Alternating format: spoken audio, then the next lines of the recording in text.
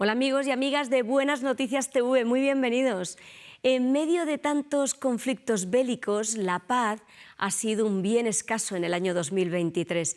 Hoy vamos a avanzar con la serie La armadura de Dios, que contiene precisamente la paz entre sus componentes, y la veremos en el calzado de la evangelización. Lo vamos a hablar con Gonzalo Soriano. De nuevo, él está aquí con nosotros, es pastor evangélico y coordinador de la Sociedad Bíblica de España. Pero antes queremos invitarte a compartir tu opinión en nuestras redes sociales, así que cuéntanos, ¿es todavía el mensaje de Jesús oportuno para nuestra sociedad? Hola Gonzalo, ¿cómo estás? Hola Beni, muy bien. Hola Esteban, ¿qué tal? Muy bien, gracias. ¿Qué significa para ti, Gonzalo, acercar a nuestra sociedad el texto bíblico? Pues en principio hacerlo en un lenguaje actual, moderno y accesible, sobre todo a las generaciones nuevas que vienen empujando con lenguajes más actuales. Y esa es nuestra tarea. Y en ello estáis, ¿verdad? En ello estamos. Bueno, pues muy importante llevarlo a cabo. Y si te parece, Gonzalo, vamos a sentarnos, vamos a hablar de esa armadura de Dios. Primeramente, cuéntanos por qué es importante ponernos toda la armadura para perseverar, permanecer en la fe. Pablo nos exhorta en esa comparación de la armadura del guerrero romano con la armadura espiritual que necesitamos ponernos para poder avanzar en la sociedad que nos ha tocado vivir, tanto en aquella época como en los días de hoy. Pues vamos a avanzar y vamos a ir ya directamente a lo que es el calzado. ¿Qué función cumplía el calzado dentro de la armadura romana? Pues dentro de los soldados romanos en esa armadura tenían una especie de bota, un zapato bien fuerte, bien atado a toda la pierna, porque eso les facilitaba una firmeza al caminar, un avance sólido y una resistencia en lo que era todo el transcurso de una batalla. Vamos, que necesitaban un calzado bueno. Era fundamental en aquellos terrenos, ¿verdad? Y dice el texto, calzados los pies con esa disposición a anunciar el Evangelio de la paz. Cuéntanos qué importancia tiene ser fiel al verdadero Evangelio.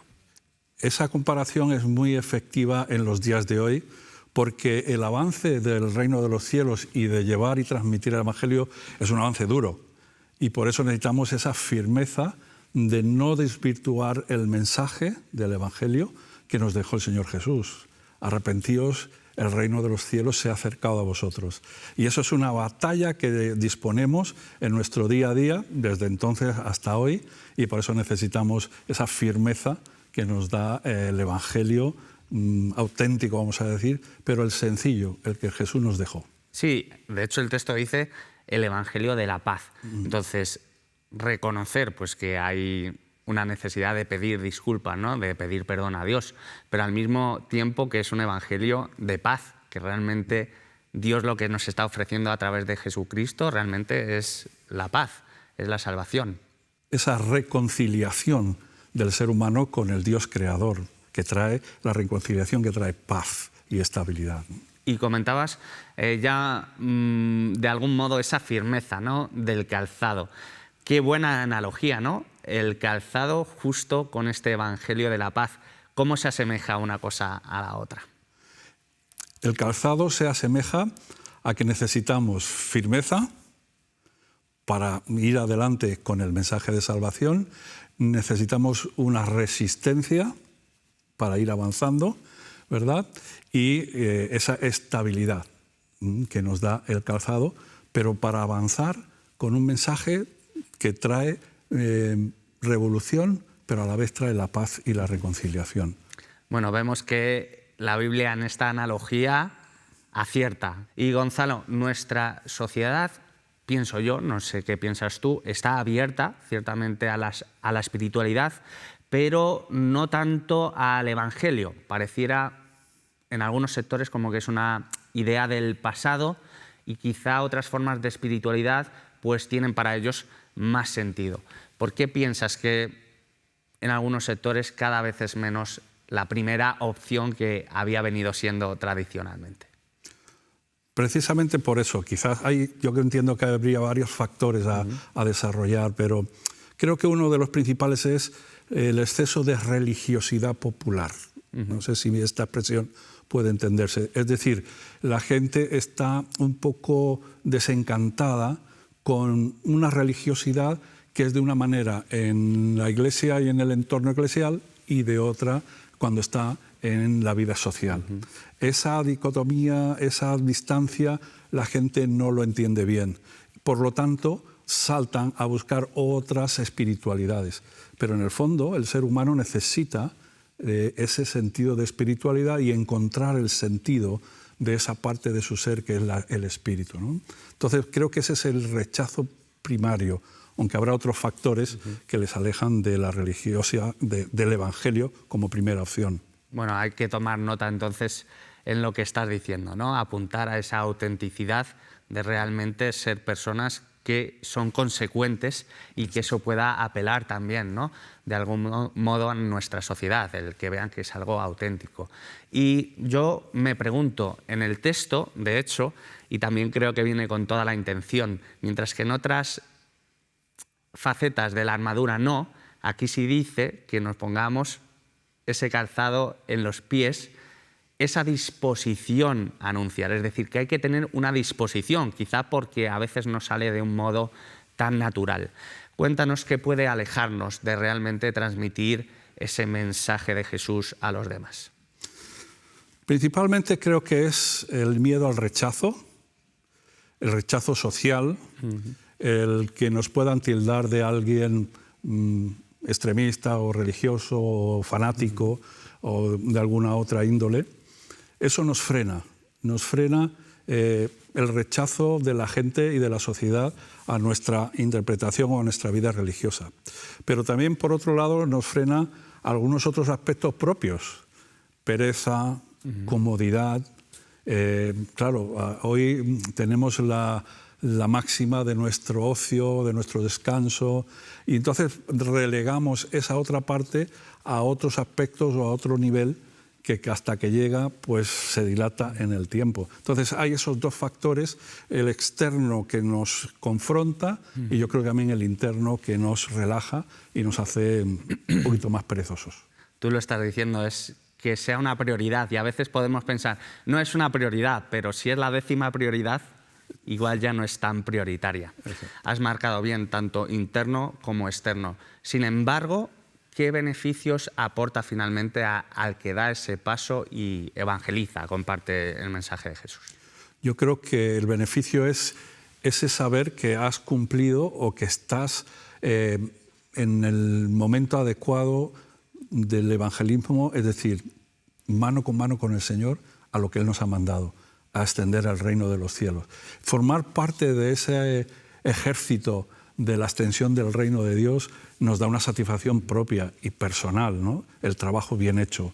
Eso nos da una satisfacción interna. Y después viene esa otra recompensa de ver a personas que han llegado a tomar esa decisión por tu trabajo o por tu mediación, vamos a decirlo así. También es un gozo ver gente, personas a los cuales has compartido el Evangelio y que han dado ese paso, ¿no? Esa satisfacción llena mucho. Es bonita. Es muy bonita. Ver a esas personas. Y cuéntame también, vamos a llevarlo a la práctica. Igual alguien puede sentirse como que le resulta difícil cobrar esa valentía y dar ese paso por lo que has dicho, ¿no? Porque puede haber un rechazo también de otras personas en nuestra sociedad. ¿Qué podemos hacer de manera práctica para cobrar esa valentía?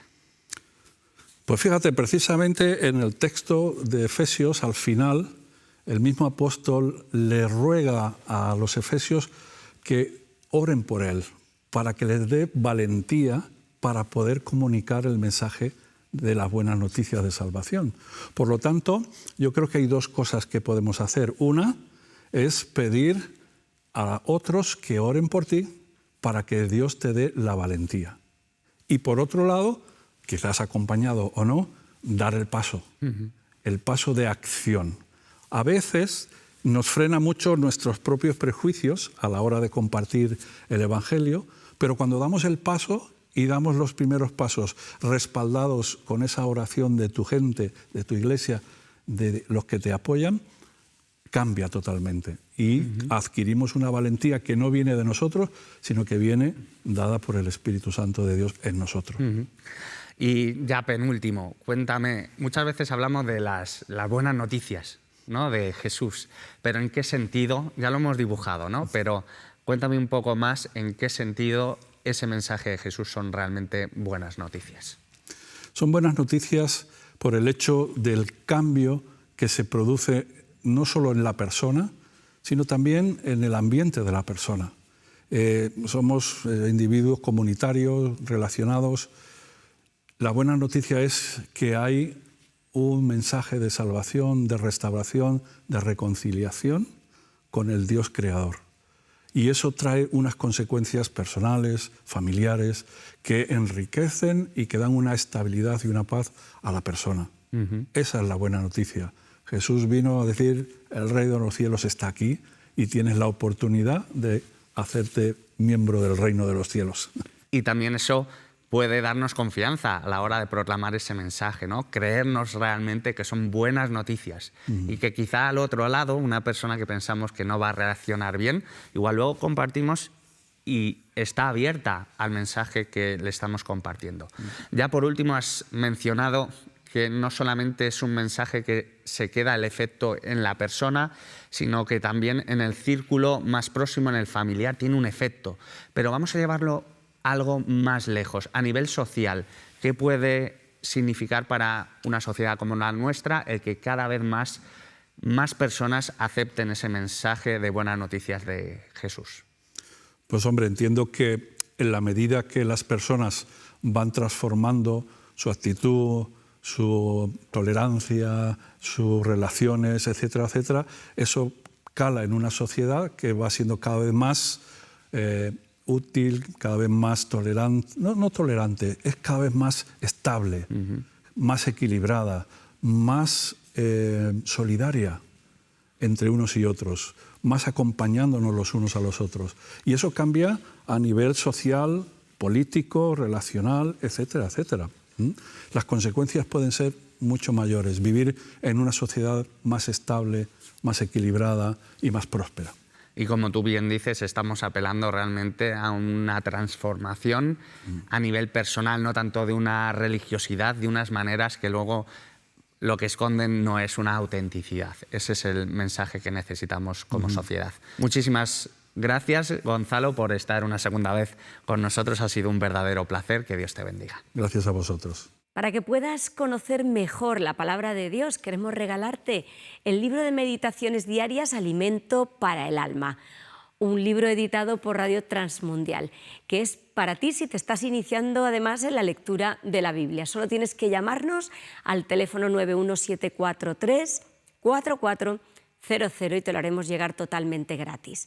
Y si formas parte de nuestro club de amigos, atención al sorteo de esta semana, que es el libro Toda Autoridad de Joey Show, que nos llega gracias a la generosidad de la editorial Andamio.